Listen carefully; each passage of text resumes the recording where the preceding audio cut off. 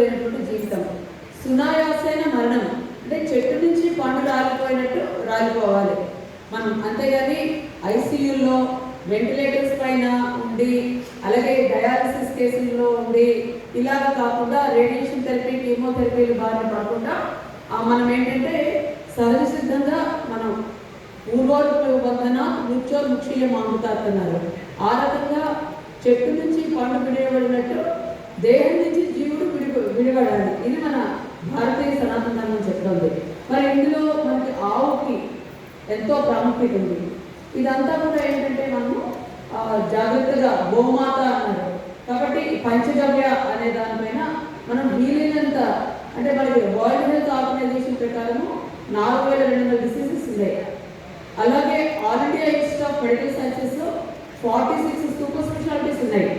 మరి అంటే అలోపతిలో అయితే 46 super specialities, yoga, Ayurveda, nature cure, Indian medicine వీటన్నిటిలో కూడా దేహం మొత్తం ఒకటే యూనిట్. దైహిక, మానసిక, ఆధ్యాత్మిక చికిత్సలు భారతదేశంలో మన మహర్షులు ప్రతిపాదించున్నారు.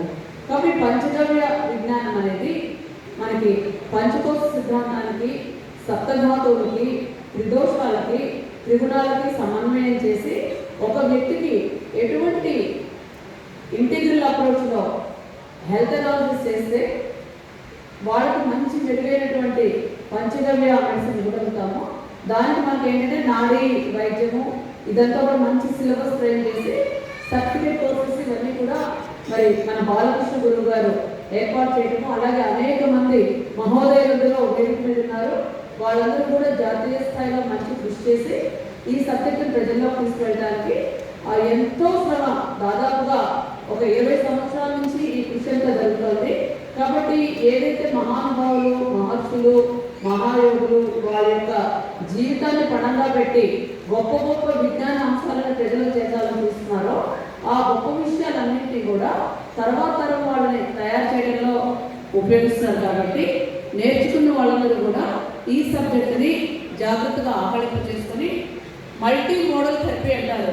ఇప్పుడు ప్రపంచవ్యాప్తంగా మల్టీ మోడల్ థెరపీ అనేది చాలా ఇంపార్టెంట్ సబ్జెక్టుగా తయారవుతుంది. మనకి అలోపతిలో ఇడియోపతిక్ అంటారు. ఇడియోపతిక్ అంటే రీజన్ నాట్ డౌన్, అంటే వాళ్ళకి ఏదైనా ఒక వ్యాధికి వాళ్ళ ల్యాబొరేటరీలో బ్లడ్ టెస్ట్లలో స్కాన్లలో దొరకకపోతే ఇడియోపతిక్ లేదా జెనెటిక్ అనేస్తారు. మరి మనకి ఇడియోపతిక్ అన్న ప్రతి దానికి కూడా వాతపిత్త కఫాల్లోంచి అనాలిసిస్ చేయడం తెలుసు, సప్తధాతు పరిణామ క్రమంలోంచి అనాలిసిస్ చేయడం తెలుసు, పంచకోశ సిద్ధాంతం మూలంగా అనాలిసిస్ చేయడం తెలుసు, త్రిగుణాలు మూలంగా అనాలిసిస్ చేయడం తెలుసు. కాబట్టి వెస్టర్న్ మెడిసిన్లో ఇడియోపతి రీజన్ నాట్ డౌన్ అన్న ప్రతి దానికి భారతీయ వైద్యంలో reason is known to us. తర్వాత కర్మ విభాగం అనేది మనకు ఒక గొప్ప సబ్జెక్ట్ భారతీయ సనాతన సాంప్రదాయంలో.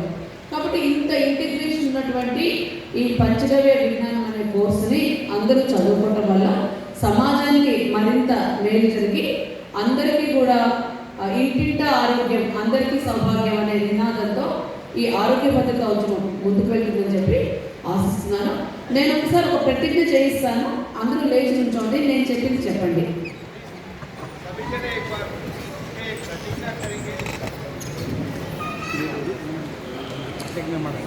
Health always for all people అనే కాన్సెప్ట్ ఆధారంగా పంచగవ్య విజ్ఞాన సదస్సులో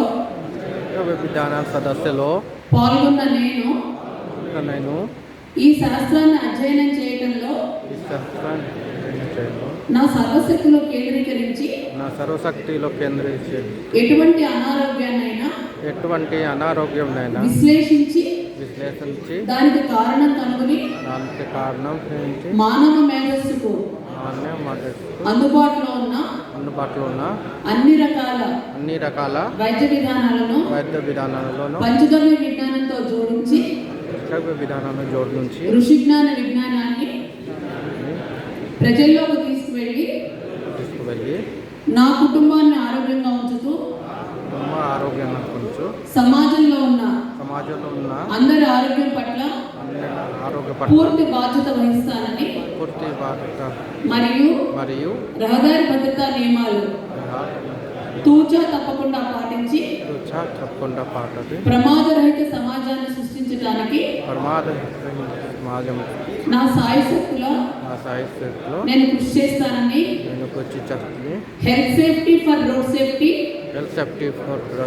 and road safety for health safety అనే మహావాక్యాన్ని ప్రజల్లోకి తీసుకెళ్తానని ప్రతిజ్ఞ చేయించున్నాను. ధన్యవాదాలు. జై గోమాత.